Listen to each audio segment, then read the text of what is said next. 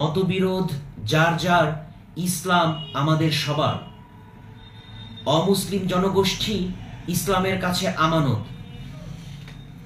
সম্মানিত তৌহিদি মুসলিম জনতা, আসসালামু আলাইকুম ওয়া রাহমাতুল্লাহ। বিশ্বনন্দিত মুফাসসিরে কোরআন ডক্টর মিজানুর রহমান আজহারীর বাংলাদেশে শুভাগমন উপলক্ষে লালমনিরহাট শহরের বিশাল ৩টি মাঠে একযোগে অনুষ্ঠিত হতে যাচ্ছে ঐতিহাসিক তাফসীরুল কোরআন মাহফিল। তারিখ 18 জানুয়ারি 2025, রোজ শনিবার। সময় সকাল 10টা থেকে বিকাল 5টা পর্যন্ত।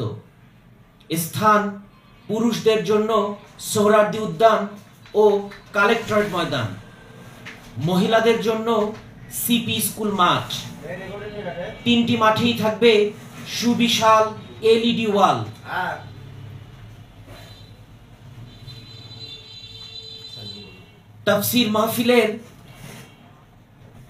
তাফসীর মাহফিলের সভাপতিত্ব করবেন বিশিষ্ট ব্যবসায়ী ও সমাজসেবক জনাব আলহাজ আব্দুল হাকিম।